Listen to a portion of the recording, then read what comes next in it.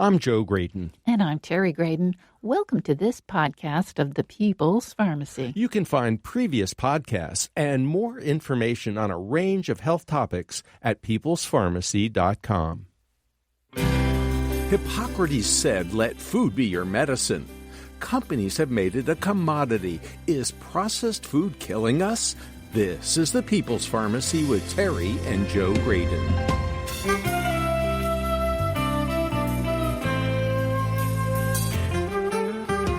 Dr. Robert Lustig's latest book is titled Metabolical: The Lure and the Lies of Processed Food, Nutrition, and Modern Medicine. The point is, it's not what's in the food that matters, it's what's been done to the food that matters. And you can't figure that out from any nutrition facts label. Dr. Lustig says that obesity isn't the problem. Rather, it's a symptom of the problem. Coming up on the People's Pharmacy, how your diet is killing you slowly and what to do about it.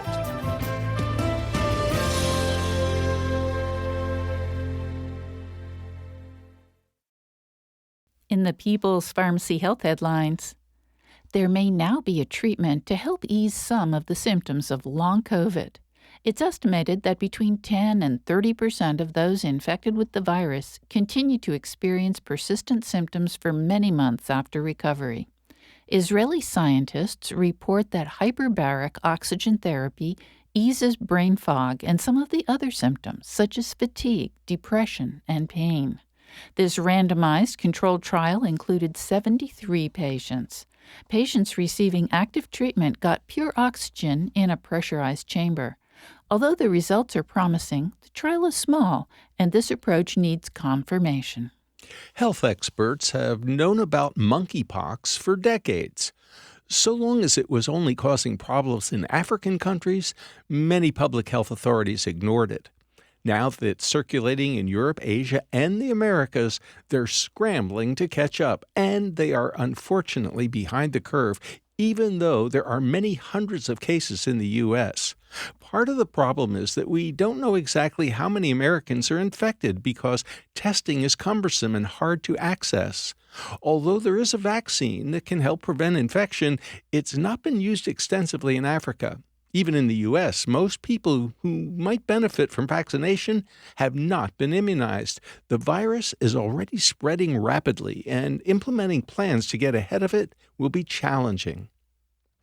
France is not the only country where people love ham and cured meats, but the French charcuterie industry has just received a blow. French health authorities have confirmed an earlier evaluation from the WHO that nitrates used in the curing process increase the risk for colon cancer. French ham is not the only cured meat that contains nitrates. American bacon, Spanish chorizo, German bratwurst, and Italian salami are in the same boat. Unfortunately, reducing nitrates would also greatly reduce shelf life and increase the risk of food poisoning. Consequently, the industry has some difficult adjustments to make. When you sit down to enjoy a meal, do you usually reach for the salt shaker? A study of 500,000 people participating in the UK Biobank found that those who add salt most frequently may be shortening their lives. Researchers analyzed data from 501,379 participants who completed a questionnaire at baseline. It included a question on how often they add salt to foods, not counting any salt added during cooking. Those who said they frequently add salt at the table also tended to have higher levels of sodium in their urine. The scientists had 9 years of follow-up data that included 18,474 premature deaths. Those who were most likely to add salt to their food were about 28% more likely to die during that decade. There's one big caveat, though. This connection is strongest for people who don't consume much in the way of fruits and vegetables. The scientists calculate that a 50-year-old woman who doesn't eat much produce shortens her life expectancy by about a year and a half if she adds salt to almost every meal. Phthalates are used to produce countless convenient products such as cosmetics, solvents, and plastics. Perfumes, antiperspirants, nail polish, shampoo, and hair gel often contain phthalates. Soft plastic food containers and wraps may also contain phthalates that leach into the food itself. As a result, nearly every American has phthalates in their blood and urine. Previous research suggested that phthalates might be acting to disrupt hormone balance. Now a study shows that women exposed to multiple phthalates during pregnancy are more likely to deliver their babies early. The researchers conducted a meta-analysis of 16 studies, including more than 6,000 pregnant women in the United States. 9% of them delivered their infants at least 3 weeks before their due date. Those with the highest concentrations of certain phthalate metabolites were about 15% more likely to have a preterm delivery. Scientists saw the closest connection between phthalates in nail polish and cosmetics, but they also recommend avoiding food wrapped in plastic or provided in plastic containers, and eating fresh, home-cooked food to reduce phthalate exposure. And that's the health news from the People's Pharmacy this week.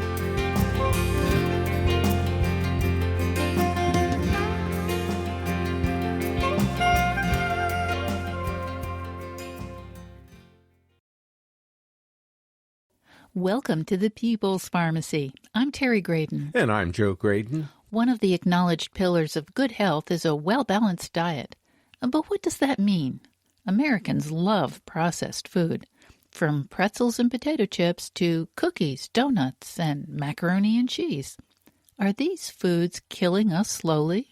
To find out, we turn to Dr. Robert Lustig. He is a pediatric neuroendocrinologist and a member of the Institute for Health Policy Studies at the University of California, San Francisco. He's also a member of the Pediatric Obesity Devices Committee of the U.S. Food and Drug Administration. His book is Metabolical: The Lure and the Lies of Processed Food, Nutrition, and Modern Medicine. Welcome back to the People's Pharmacy, Dr. Robert Lustig. Thank you so much for having me, Terry. It's been too long a time. Yes, indeed.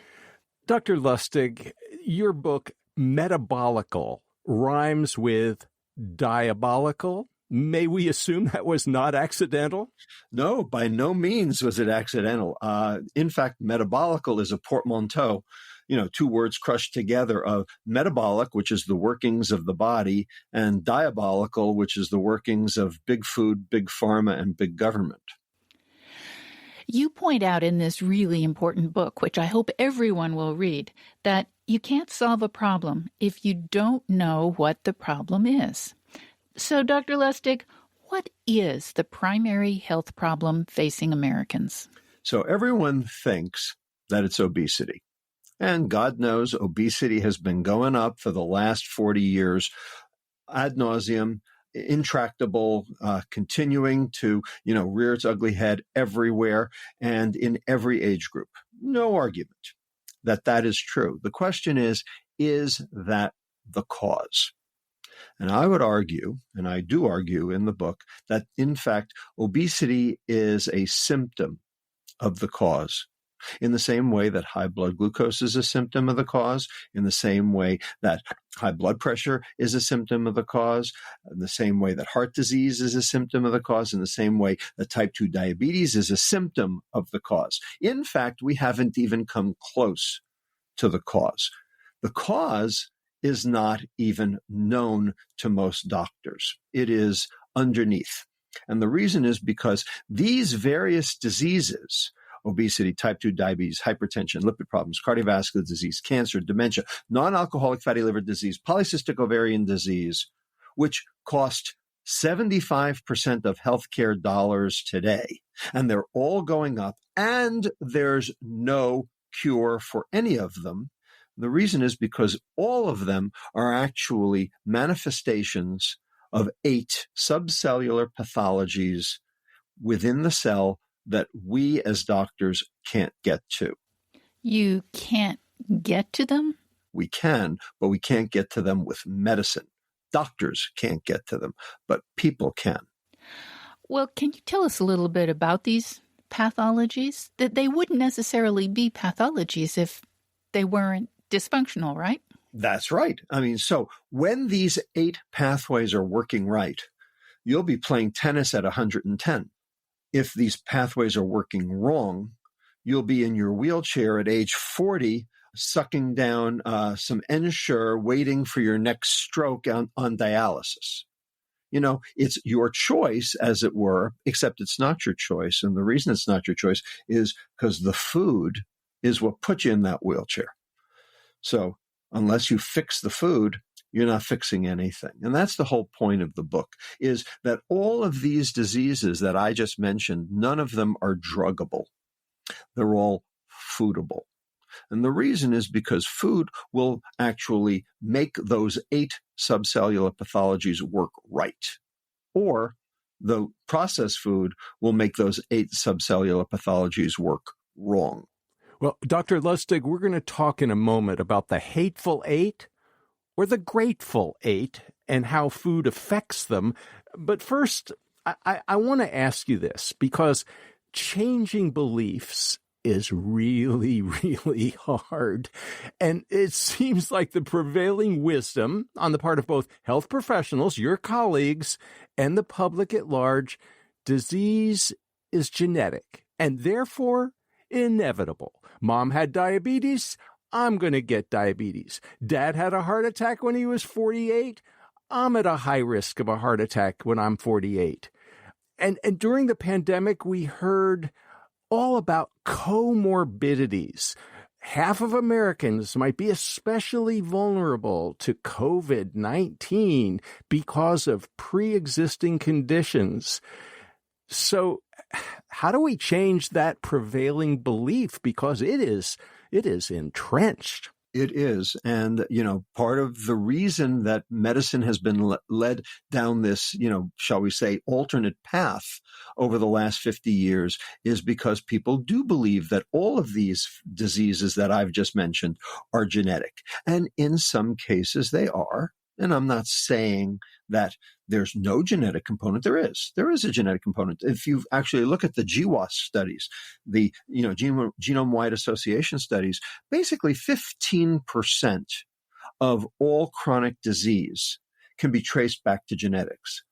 But that means 85% is due to what they call in the field dark matter, which actually means environment.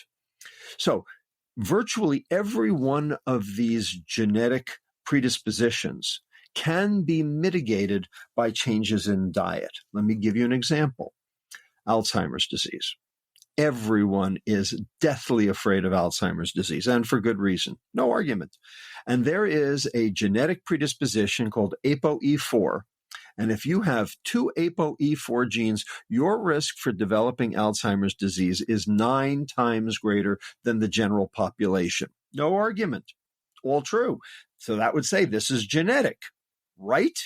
Well, in fact, number one, 9 times greater than the general population does not mean it's a death sentence, does not mean everyone with double ApoE4 gets it, number one. And number two, it turns out if you fix your diet, you can mitigate that risk, to a great extent. At least 50% of that risk can be mitigated by fixing your diet early.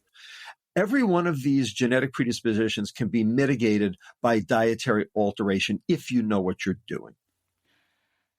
That is really exciting news, Dr. Lustig. And I'm thinking that a lot of our listeners, as well as I myself, want to know, okay, so if I want to avoid Alzheimer's disease, how do I fix my diet? Indeed. So the short answer is get the insulin down. Insulin is the bad guy in this story. Insulin resistance is at the center of virtually every one of those 8 diseases that I just mentioned, and it is also a manifestation of the 8 chronic subcellular pathologies that we're about to discuss. So insulin is the bad guy, and anything that gets your insulin down is going to help mitigate all of these diseases, including Alzheimer's disease.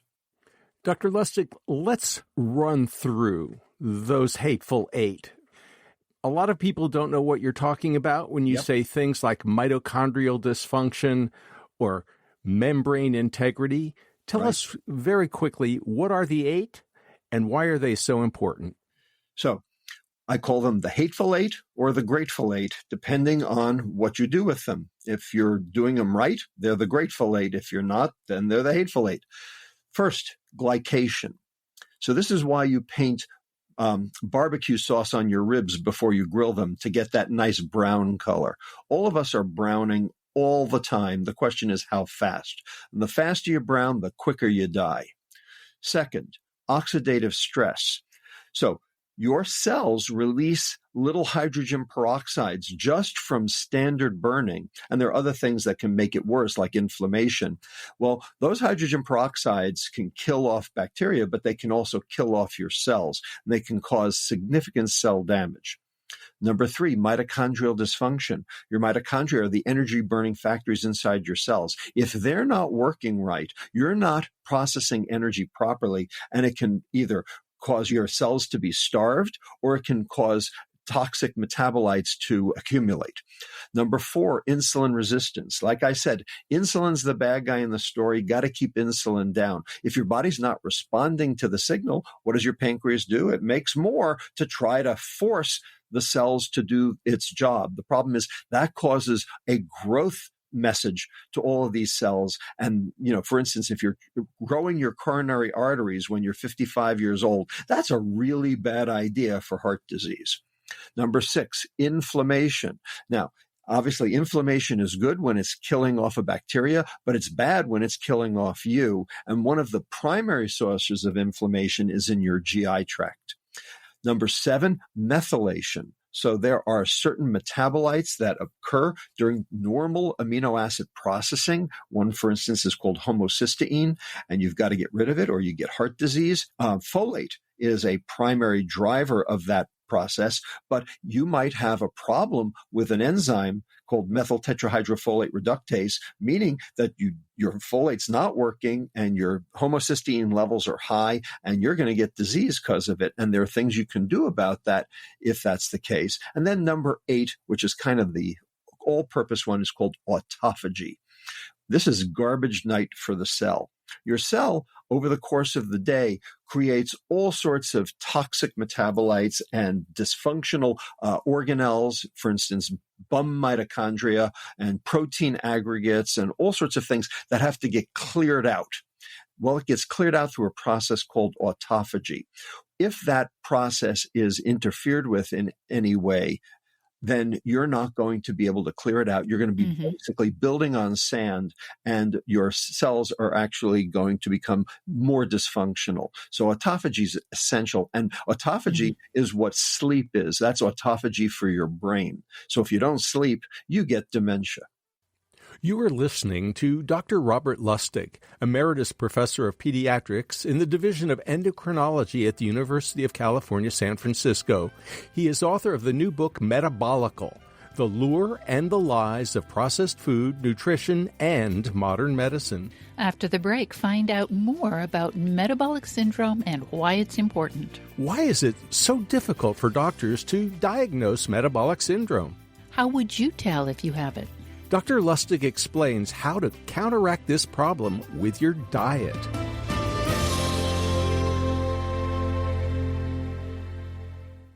You're listening to The People's Pharmacy with Joe and Terry Graydon. The People's Pharmacy podcast is sponsored in part by Kaya Biotics. Kaya Biotics offers the first probiotics which are both certified organic and hypoallergenic. All probiotics are produced in Germany under laboratory conditions with high-quality ingredients and under strict regulatory oversight. The 3 available formulas are created for very specific purposes, such as strengthening the immune system, fighting yeast infections, and helping with weight loss. To learn more about Kaya Biotics probiotics and the important topic of gut health, you can visit their website, KayaBiotics.com. That's Kaya Biotics.com. Use the discount code PEOPLE for $10 off your first purchase.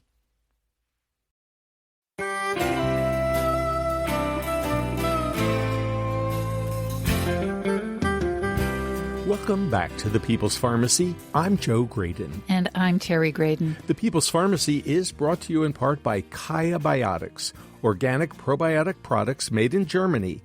Kaya Biotics.com. Also by Verizana, an analytical laboratory providing home health tests for hormones, gut health, and the microbiome, now with an annual health club plan. Online at verisana.com. Today, we are discussing how food affects our metabolism. What we eat has long-term consequences for our health. It's not just what's in the food as much as what has been done to it. If you can't pronounce the words on the package label, maybe you should put it back on the shelf. Our guest is Dr. Robert Lustig, a pediatric neuroendocrinologist. Dr. Lustig is the Chief Science Officer of the nonprofit organization Eat Real, dedicated to reversing childhood obesity and type 2 diabetes by bringing real food into schools. His new book is Metabolical, The Lure and the Lies of Processed Food, Nutrition, and Modern Medicine. Dr. Lustig, a lot of our listeners have heard the term metabolic syndrome. Why is it important? Why do doctors have a hard time diagnosing and dealing with it? Right. So, first of all, most people equate metabolic syndrome with obesity. And this, again, is completely wrong. And this is what we have to debunk. There are 3 fat depots in the body. 3. The first one is the obvious one, the subcutaneous fat, the, if you will, big butt fat. Okay, the part of the fat, the depot that is cosmetically undesirable, but metabolically is actually inert. This is where your body wants to put excess energy for a rainy day, is in your subcutaneous fat. And as long as it's there, it's not causing that much of a problem. And in fact, your subcutaneous fat can grow by upwards of 15 to 20 kilograms before you will end up seeing any form of metabolic disturbance. So the subcutaneous or big butt fat is not the problem. The second fat depot that matters is called the visceral fat or the belly fat. Now there, even a 4 to 5 pound weight gain will cause significant health problems. And the thing that drives that belly fat is cortisol, stress and cortisol. So you can be losing weight, but you can be gaining visceral fat. And that's what happens in chronic depression. Patients with chronic depression eat less, they lose weight, but they gain belly fat, which makes them metabolically more vulnerable. So that belly fat is way worse than that subcutaneous fat. And then finally, the third depot, which is the most important, is the liver fat. Now, the liver can only accommodate about 200 grams of excess fat. That's less than half a pound. And if you go above that, your liver is going to start being dysfunctional. And if your liver doesn't work right, that means you have insulin resistance. You have liver insulin resistance. And that means your pancreas, which makes insulin, has to make more to make the liver do its job. And that raises insulin levels all over the body, and that causes all of these chronic metabolic diseases that we've been speaking about. And the problem is that a half a pound of fat won't appear on the scale. And you don't know you have it because it's not obvious. And the fact is, your doctor may not know you have it either. And so this liver fat, and we now know that 45% of Americans now have non-alcoholic fatty liver disease, NAFLD, N-A-F-L-D. This is a disease that had never even been seen before 1980, and now 45% of Americans have it. You want to talk about pandemics? This is the pandemic, because 45% of Americans and 25% of the rest of the world has fatty liver disease when it never did before. Prior to 1980, if you saw fat in the liver, it was because of alcohol. But you know what? 20 to 25% of kids have fatty liver disease. They don't drink alcohol. So they get the diseases of alcohol without the alcohol. And the reason? Because they have fat in their liver. And the question is, where'd the fat come from? Well, that's children? a good question. Where is it coming from? Well, it's coming from two places. The most important place is sugar. Sugar is metabolized in the liver to fat. Now, this is new data that's come out, say, in the last 10 years or so. It was the basis of the book I wrote previously called Fat Chance, Beating the Odds Against Sugar Processed Food, Obesity, and Disease. And at that point, we sort of knew that liver fat was really important. But what we didn't understand was that metabolic syndrome hinged on liver fat, on this liver fat being the problem. And so the sugar that you consume, normally you would think it would get metabolized to energy. You would be wrong. It goes to the liver gets overwhelmed, can't process it, and the liver then turns that sugar into fat in the liver. And it does it the same way it does it with alcohol and causes fat accumulation the same way as alcohol. And that's why children get the diseases of alcohol without alcohol.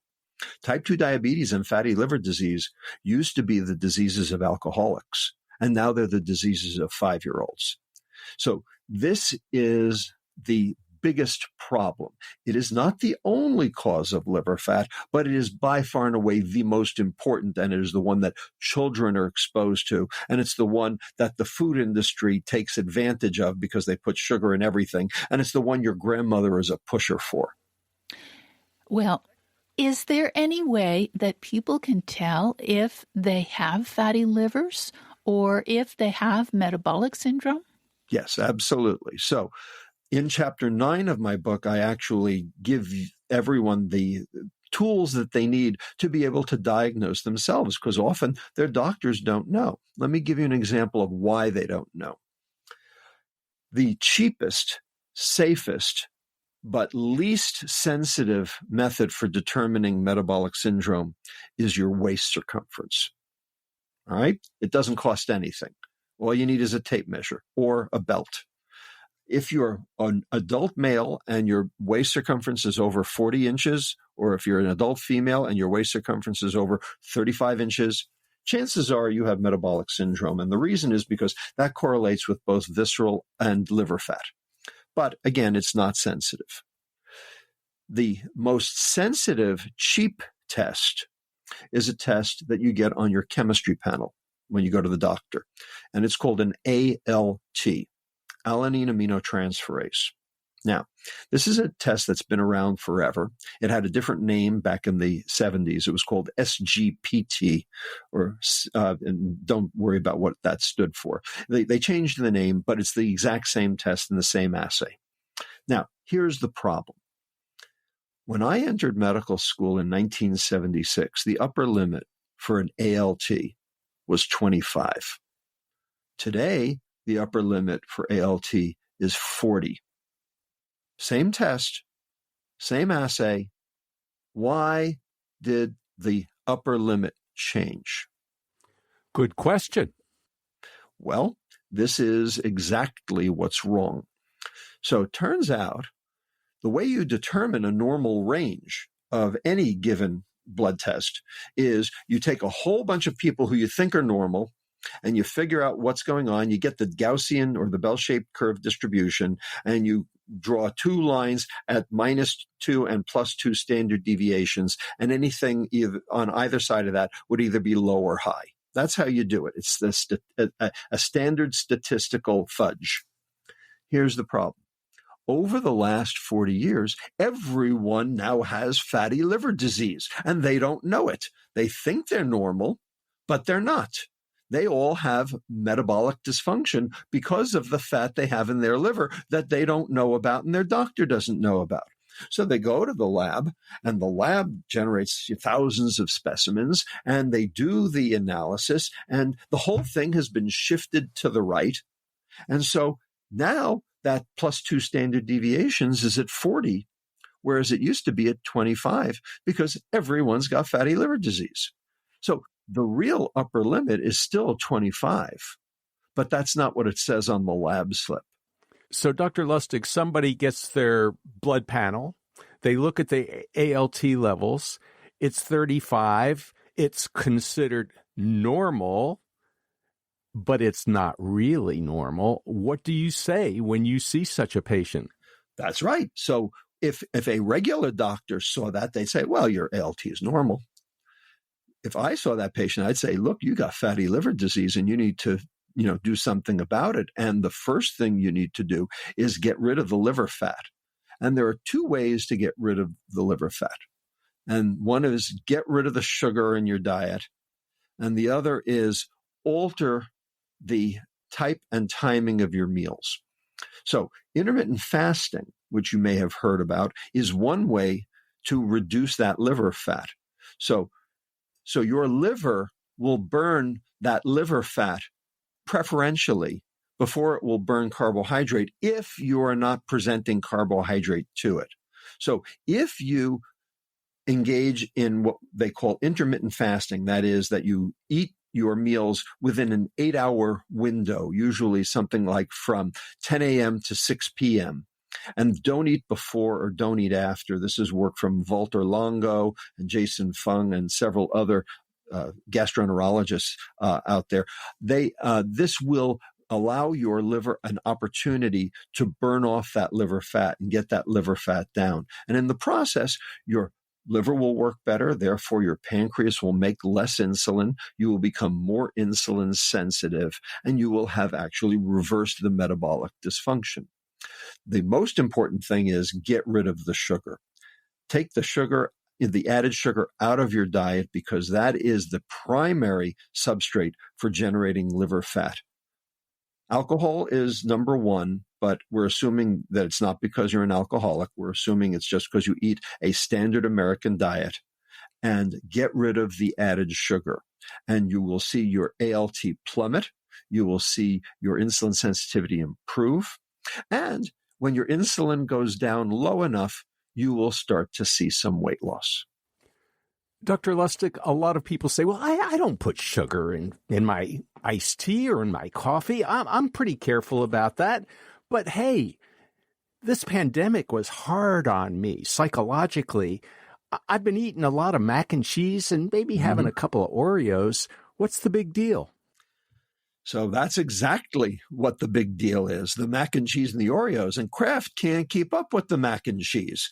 They actually had an article saying that they were actually not able to supply America's insatiable appetite for macaroni and cheese. Think about that. The fact is that if you take a look at who has died during COVID-19, four demographic groups: the elderly, and they have their own metabolic issues and their own immune problems. And then the other three demographic groups are people of color, the obese, and people with pre-existing conditions. All of those pre-existing conditions, by the way, are the diseases of metabolic syndrome. So what ties those three demographic groups together? People of color, obesity, pre-existing conditions. And the answer is ultra-processed food. And the reason is because it is filled with added sugar and devoid of fiber. And those two things are necessary to actually mitigate COVID-19 morbidity and mortality. And here's why. So there are three reasons ultra-processed food is bad for you in terms of this disease. Number one, insulin, as I've talked about, insulin's the bad guy in the story for metabolic syndrome. Well, insulin's the bad guy in the story for COVID-19. And the reason is because the portal that the virus uses to inject lung cells with the virus, in other words, the infectivity, the portal it uses is an enzyme called ACE2, angiotensin converting enzyme 2. And that enzyme is responsive to insulin. The higher the insulin, the greater the ACE2 number. And that means that you've increased your risk for infectivity just by keeping your insulin levels high from your processed food consumption. Second, short-chain fatty acids are the breakdown products of fiber. by your colonic bacteria. Those short-chain fatty acids have actually been shown to help tamp down the overwhelming immune response known as the cytokine storm, which is what actually leads most of the people in the ICU to death. So if you can manage your cytokines and keep them down by eating fiber-containing foods, which of course processed food is not, then you can mitigate a lot of that cytokine response and keep yourself, out of the morgue. And number 3, the higher your blood glucose goes, the worse it is, because it turns out blood glucose crystallizes around that portal ACE2 and holds it open so that the virus has even an easier opportunity to inject that virus and start that viral vicious cycle and chain reaction. So 3 different ways that ultra-processed food drives COVID-19 morbidity and mortality. So, Dr. Lustig, just to sum up very briefly, we have a minute. To mitigate that, you need to eat more fiber and less processed food. Is that the solution? Exactly. That is exactly the solution. Again, you cannot solve a problem if you don't know what the problem is. And where do you find fiber? You find it in real food, because processed food is fiberless food. Processed food has had the fiber stripped out of it on purpose for shelf life, because you can't freeze fiber. I'll prove it to you. Take an orange, put it in your freezer overnight, take it out the next morning, put it on the counter, try to eat it, see what you get. It's a horrible mess. You get a horrible mess. Yes. And the reason is because the ice crystals macerate the cell wall, let all the water rush in, and so you have mush. Food industry knows that. So what do? They squeeze it and freeze it. It lasts forever. Frozen concentrated orange juice. It's a commodity. They can sell it on the commodities market. No depreciation. Profit for them. Disease for you. Okay, and we are going to talk more about real food in just a minute. You are listening to Dr. Robert Lustig, Emeritus Professor of Pediatrics in the Division of Endocrinology and a member of the Institute for Health Policy Studies at the University of California, San Francisco. He's also a member of the Pediatric Obesity Devices Committee of the U.S. Food and Drug Administration. He has never taken money from the food industry, so has no conflicts of interest.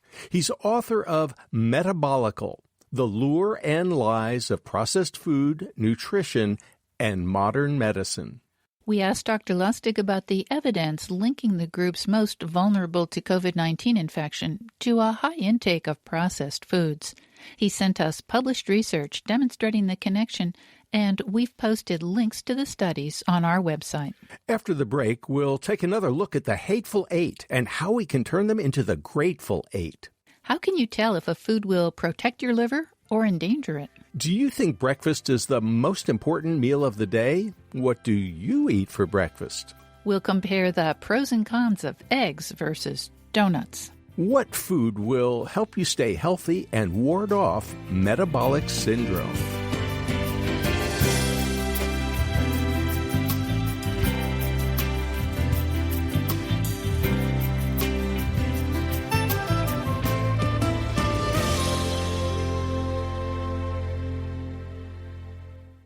You're listening to The People's Pharmacy with Joe and Terry Graydon. This podcast is brought to you by the Verizana Health Club. This comprehensive home testing service enables you to track crucial health markers of gut health, inflammation, metabolism, hormones, thyroid function, and many other organ systems. Regular testing can help detect health imbalances before they lead to sickness. Online at Verizana, verizana.com/health-club.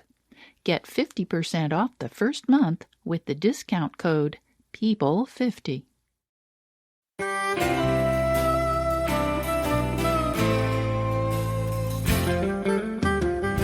Welcome back to The People's Pharmacy. I'm Joe Graydon. And I'm Terry Graydon. The People's Pharmacy is brought to you in part by Verizana, an analytical laboratory providing home health tests for hormones, gut health, and the microbiome. Now with an annual health club plan. Online at verizana.com. sana.com. And by Kaya Biotics, organic probiotic products made in Germany. KAYABiotics.com. What's your favorite breakfast? Raspberry yogurt or cornflakes with banana? Are pancakes with syrup your idea of a tasty way to start the day? Does a spinach omelet seem disappointing by comparison? Our guest today is Dr. Robert Lustig, a pediatric neuroendocrinologist. His brand new book is Metabolical, The Lure and the Lies of Processed Food, Nutrition, and Modern Medicine. Dr. Lustig, you've laid out the problem elegantly. I want to go back to the solution because you've talked about 8 critical issues: glycation, oxidative stress, mitochondrial dysfunction, that's the energy factory of every cell. It's so critical. Insulin resistance, which we've begun to get a sense is really also critical. And then there's membrane integrity, inflammation, epigenetics, and autophagy. So there are 8 critical items. The real question that I have is, okay, how do we turn them from the hateful 8 to the grateful 8? So every single one of those 8 pathways, and I have looked at all of them, the cofactors, the co-repressors, the transcription factors, involved in the mediation of all 8 of those processes, none of them are druggable. There's no drug for any of them, except maybe inflammation, COX-2 inhibitors, but that's even a question mark as well. Bottom line is, the only way to get inside the cell where you need the help is with food, but the right food. So the question is, how do you know what's the right food? And in the book, I actually tell you how those 8 pathologies are mitigated or promoted by food. But I can make it really, really easy in one simple concept. 2 clauses, 6 words. These are the 6 words that everyone should carry around on an index card in their wallet, okay? And this is how you should eat, because basically it's going to tell you what's healthy and what isn't. So if you go to the USDA or the FDA websites right now and look for the definition of healthy, all you get is gobbledygook. And the reason is because they don't know what is healthy. And if you go to the food industry, it's even worse, because they're going to tell you everything they serve is healthy. So the question is, what really is healthy? You may remember Michael Pollan famously said 7 words, 3 clauses. Eat food, not too much, mostly plants. Well, there's a problem with every single one of those clauses. Eat food? Well, processed food is, quote, food, except it really isn't. And that's the point. Not too much. What does that mean? And how do you know that? And how come your body doesn't understand when enough is enough? And finally, mostly plants. You know what? Coke, Doritos, and Oreos are vegan. All right. So, you can eat badly vegan. You can eat badly keto. You can basically eat badly if you choose to eat badly, if you don't know what you're doing. So here are my 6 words, 2 clauses, and they work. Number 1, protect the liver. Number 2, feed the gut. Any food that does both is healthy. Any food that does neither is poison. And any food that does one or the other, but not both, is somewhere in the middle. And the empiric data, that has been generated from epidemiologic and also randomized control trials support this view. Protect the liver, feed the gut. All right. Well, protect the liver from what? And how would you know that whether a food is going to protect your liver or attack it? I'm assuming that if it's a sugar-laden beverage, it probably is not good for your liver. You've just told us that sugar can harm the liver. That'd be a good guess, Terry. So sugar is the tsunami that overwhelms the liver. You are certainly not protecting it. Branched-chain amino acids, leucine, isoleucine, valine, go straight to the liver, get deamidated, create increased branch chain organic acids. They end up being metabolized by the Krebs cycle. The Krebs cycle becomes overwhelmed as well. And so you throw off liver fat as well. So, and that's in corn-fed beef, chicken, and fish. In addition, heavy metals, in addition, numerous other issues like, for instance, glyphosate and other pesticides, estrogens in the food all go to the liver and cause the liver to be overwhelmed as well. So real food doesn't do that. Real food does not overwhelm the liver. Processed food does. And then on the other side, we have feed the gut. Okay, why do you have to feed the gut? Well, it turns out there are 100 trillion bacteria in your intestine. There are only 10 trillion cells in your body. Your bacteria outnumber you 10 to 1. All right, well, the fact is you have to feed them, because if you don't feed them, they will do everything they can to survive. What they will do is they will feed on you. They will actually eat the mucin layer right off your intestinal epithelial cells, thus increasing inflammation, creating the risk for leaky gut and chances for metabolic syndrome. And of course, things like irritable bowel syndrome, inflammatory bowel disease, autoimmune disease, and also generating the risk factors for cancer, dementia, etc. So you got to feed your bacteria. The question is, what do they eat? Well, they eat what you eat. The question is, how much did you get versus how much did they get? Now, when you consume almonds, for instance, let's say you consume 160 calories in almonds, a handful of almonds. Of those 160, how many do you absorb? Turns out the answer is 130. You ate 160, you absorbed 130. What happened to the other 30? You fed them to your bacteria? Yes, you fed them to your bacteria. Exactly right. Because the fiber in the almonds, both the soluble and insoluble, prevented early absorption of those extra calories. And so they went further down the intestine. And so the bacteria chewed them up for their purposes. You fed the bacteria. So almonds are great. In fact, nuts are great. And pretty much everyone across the board agrees that nuts are like, one of the world's perfect foods. The fats are good fats. There's fiber in it. Okay. And not too much carbohydrate. So this is, nuts are a really good idea. And that can be on a keto diet, and that can also be on a vegan diet. So that's a good place to start. The fact is that the soluble fiber, so the pectins, and the inulin that is in real food, gets turned by the colonic bacteria into short-chain fatty acids, butyrate, propionate. And these are both anti-inflammatory and also insulin suppressive to keep that insulin down. So you have to feed your gut what it needs in order to survive and thrive.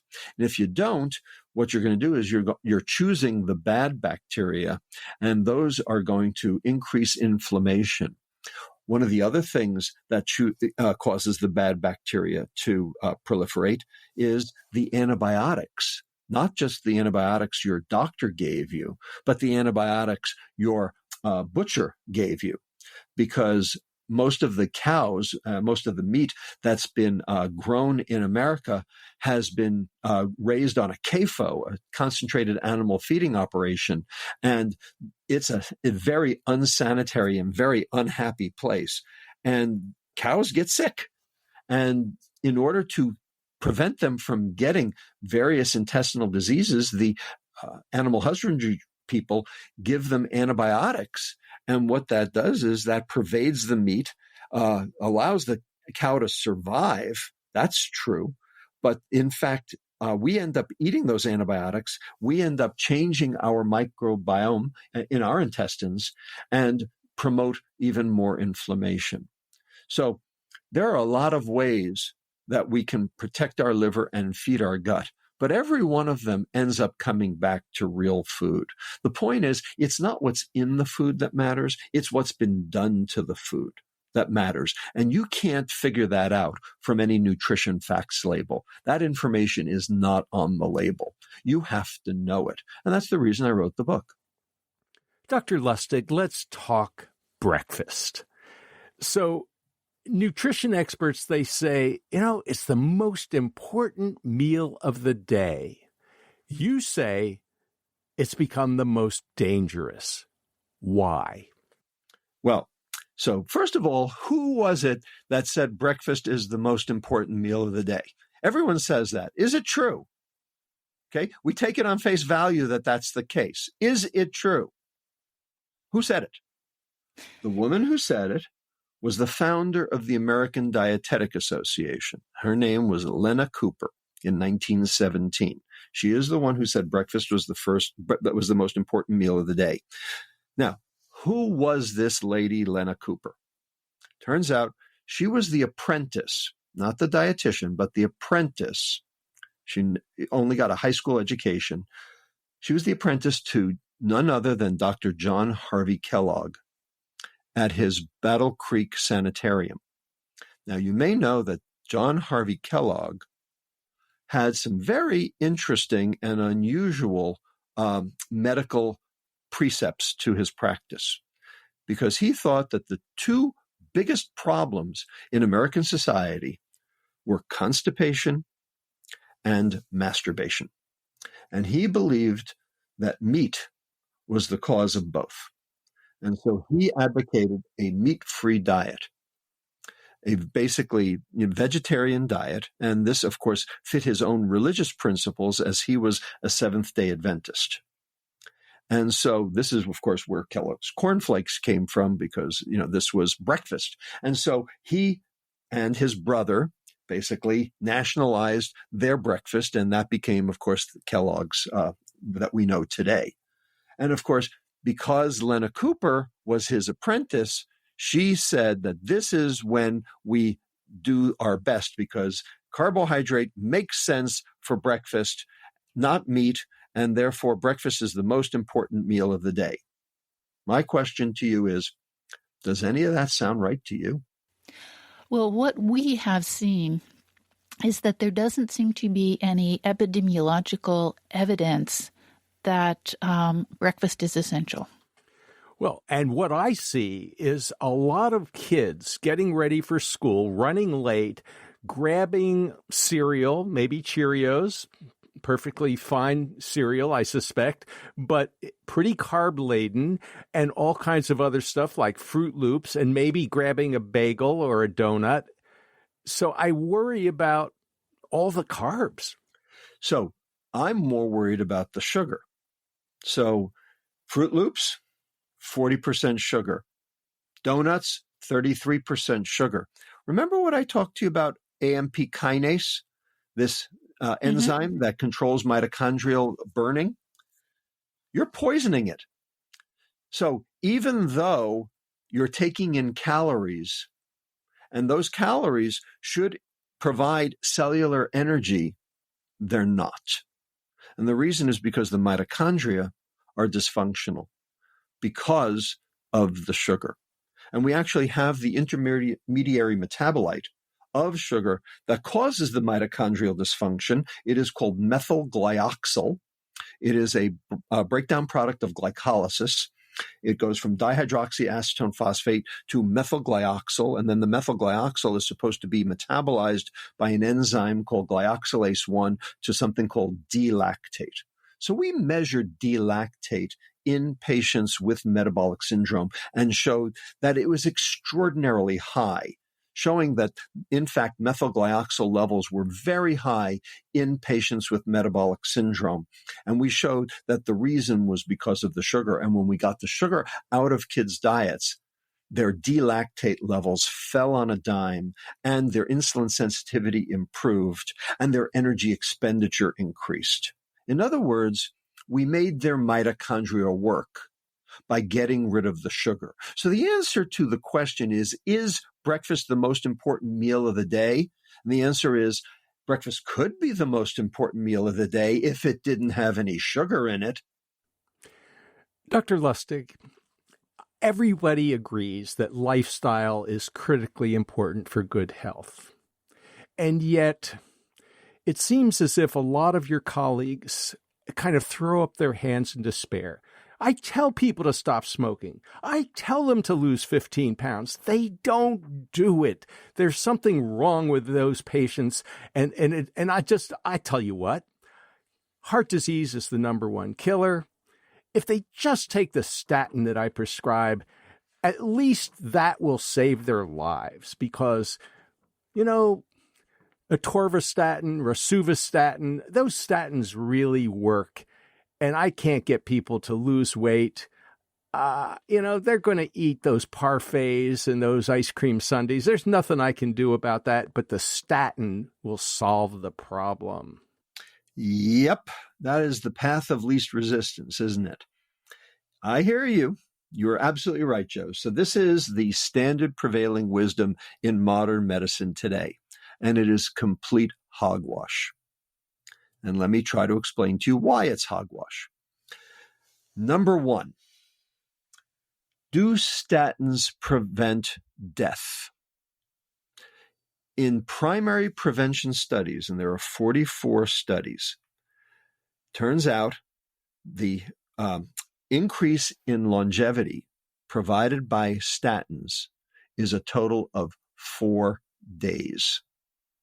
You get 4 days out of being on a statin for primary prevention of cardiovascular disease. Now, for secondary prevention, in other words, once you've had a heart attack and therefore you're self-selecting a very specific skewed population, then statins do seem to have a beneficial effect. So if you're already a heart attack patient, by no means should you be stopping your statin.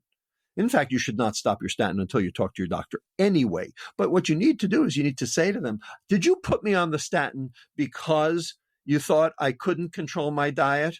In other words, were you just taking the path of least resistance? I might want to rethink that, that concept. But do it with your doctor's participation. Don't just do it on your own. I do not espouse, disobeying your doctor's orders, but you should be partnering with them. Now, the question is smoking. Nobody stops smoking. Alcohol. A few people stop alcohol, but a lot don't. Sugar. Well, turns out all of these are hedonic substances. All of these activate the reward center of the brain. They are all in the extreme addictive. So how many people do you know who, when you ask, they would say, oh, I have a horrible sweet tooth? Quite a few. Lots. Maybe 20% of America, maybe more. Well, that's sugar addiction. Now, just so happens it's socially acceptable. Just so happens nobody's telling them that they need to change that. Nobody's telling them that that is going, that looks bad. If you, grab the extra candy bar or, eat the extra Skittles out of the, out of the bowl. And lots of doctors and nurses and dietitians have, candy jars on their desks, for various reasons. The question is sugar addictive? And the answer is, we have done those studies at UCSF and several other people have done them. And the answer is absolutely. Sugar is addictive. Not in everyone. It's kind of the same thing as alcohol. So 40% of Americans are teetotalers, don't touch the stuff. 40% are social drinkers, can, pick up a beer, put it down, walk away. I'm in that group. And 20% have an alcohol problem. And 10% are hardcore alcoholics. Well, it turns out virtually the same data for sugar, and probably for the same reasons, because after all, how is sugar metabolized? The same as alcohol. That's why you get the fatty liver disease. The only difference between the two is that alcohol does the first step of metabolism, known as glycolysis. For sugar, we do our own first step. But after that, the mitochondria, and we've talked about mitochondrial dysfunction, the mitochondria don't know the difference. And it turns out sugar poisons mitochondria directly. And it does it by interfering with an enzyme in your cells called AMP kinase, which is the fuel gauge on your cell. And so when this fuel gauge is working, your mitochondria are working great guns and turning all the energy into ATP and carbon dioxide, and you are a lean, mean energy machine.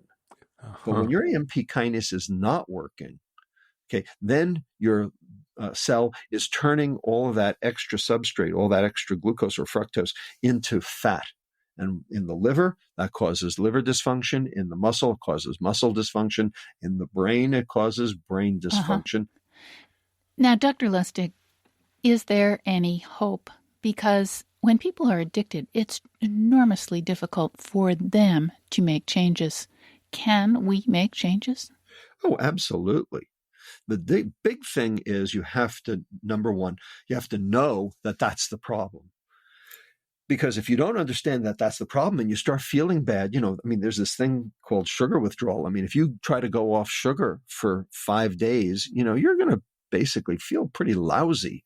And if you don't understand that that's expected and that's supposed to happen, and that you just have to make it through to the other side, and you need somebody to hold your hand while you're doing that, because basically we're talking about addiction medicine here, then you're going to be a recidivist and you're not even going to know why. And you're not even going to know why it mattered because it wasn't explained to you. What if the food industry put cocaine in the food and didn't tell you? Well, of course, Coke did have cocaine in it back when it was first formulated, didn't it? That's right. Back in 1903, the precursor to the FDA told Coca-Cola that if it wanted to go national, it would have to remove cocaine from the formula. But they still had 2 addictive substances in there, sugar and caffeine. Originally, remember, Coca-Cola had 4 addictive substances. It had cocaine, it had alcohol, it had sugar, and it had caffeine. They had to remove the cocaine and the alcohol. And so, but it turned out sugar and caffeine was addictive enough that they were able to keep applying it and increase their sales till they were, of course, worldwide. So the bottom line is that you have to look at this as addiction medicine. You have to use the same processes we use for getting people off drugs in terms of being able to get people off sugar. There are ways to do that. I actually work with a company in Philadelphia that does exactly this and has a very good paradigm for it, known as Simplex Health. We're very proud of it. And they use all the precepts of my work to manage this. So it can be done. But if the doctor is just going to throw up their hands in disgust and say, easier to give a statin, then don't expect anything good to happen. Dr. Lustig, when I was a kid, my dentist did not use the local anesthetic, and he used a drill that made my whole body vibrate. It was not fun. Indeed. He warned me when I was like 5 or 6 years of age that sugar was responsible for my cavities. Indeed. And that was a pretty strong motivation to avoid it because I did not want to go through another drilling episode without local anesthetic. I didn't even know there was such a thing as local anesthetic. I just knew that whenever I had a tooth that needed fixing, it just hurt like hell. Indeed. Why has that wisdom been lost? Well, once upon a time, dentists were the original anti-sugar advocates. And the reason they was because of one man. And he is a hero in my book. His name is Weston Price. And Weston Price was a Cleveland dentist who gave up his practice and actually traveled the world trying to understand the causes of chronic disease and in particular dental caries around the world. And what he found was that any society that did not have sugar in their diet did not have dental caries. And any society that did have dental caries.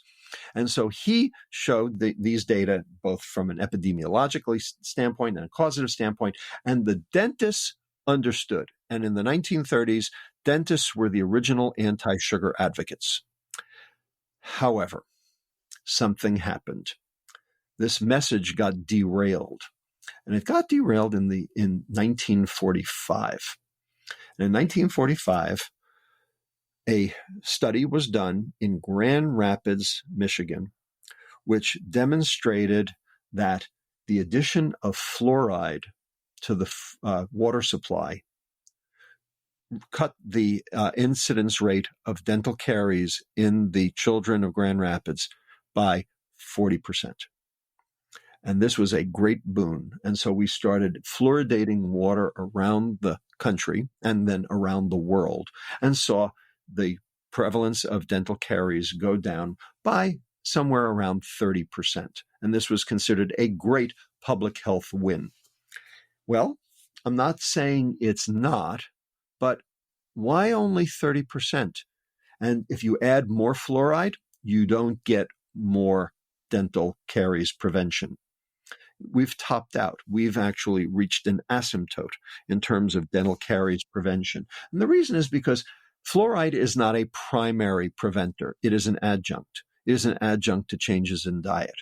Do you know what is a much better reducer of dental caries? Sugar reduction. If you get sugar down to below 5% of total daily caloric intake, caries virtually disappear.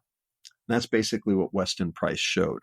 So we took our prevalence of dental caries in adolescence from 46% down to 22% with fluoride.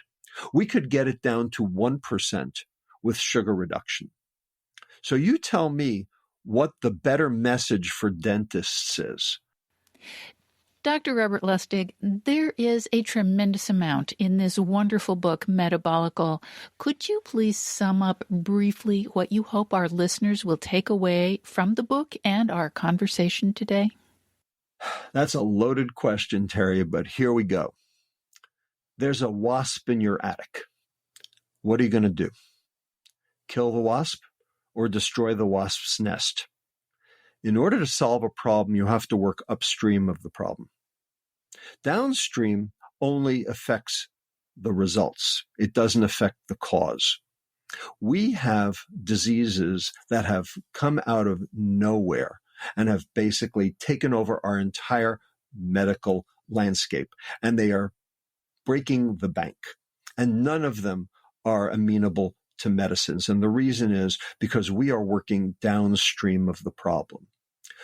In order to fix our healthcare and our health and our environmental crises, we have to work upstream of the problem.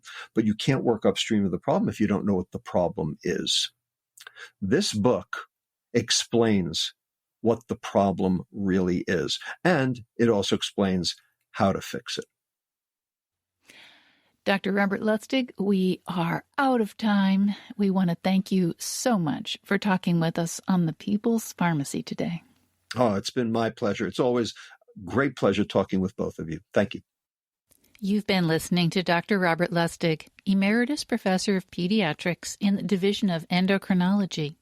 He's a member of the Institute for Health Policy Studies at the University of California, San Francisco, and of the Obesity Task Force of the Endocrine Society. Dr. Lustig is the Chief Science Officer of the nonprofit organization Eat Real, dedicated to reversing childhood obesity and type 2 diabetes by bringing real food into schools. His brand new book is Metabolical: The Lure and the Lies of Processed Food, Nutrition, and Modern Medicine. Lynn Siegel produced today's show. Al Wodarski engineered. Dave Graydon edits our interviews. B.J. Liederman composed our theme music. The People's Pharmacy is a co-production of WUNC. The People's Pharmacy is brought to you in part by Verazana, an analytical laboratory providing home health tests for hormones, gut health, and the microbiome, now with an annual health club plan. Online at verisana.com. And by Kaya Biotics, organic probiotic product made in Germany. KAYA Biotics.com. When you go to peoplespharmacy.com, you can share your thoughts about today's show in the comment section of show number 1257. If you'd like to hear a bit more from Dr. Lustig, not all of our interview would fit in the hour, so we're offering an extended podcast at peoplespharmacy.com. You can always subscribe to our podcast through your favorite podcast provider. We post the show on our website on Monday morning. You might want to share it with a friend or family member. At our website, you can sign up for our free online newsletter to get the latest news about COVID-19 and other important health stories. By subscribing to our newsletter, you'll also have regular access to our weekly podcast. In Durham, North Carolina, I'm Joe Graydon. And I'm Terry Graydon. Thank you for listening. Please join us again next week.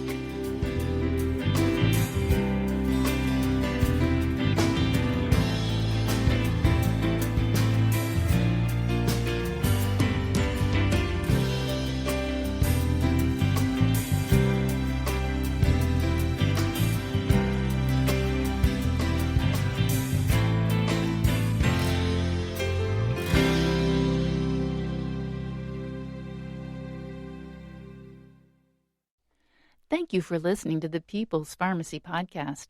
It's an honor and a pleasure to bring you our award-winning program week in and week out. But producing and distributing this show as a free podcast takes time and costs money.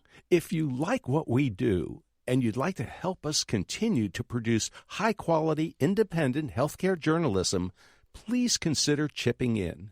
All you have to do is go to peoplespharmacy.com/donate. Whether it's just one time or a monthly donation, you can be part of the team that makes this show possible.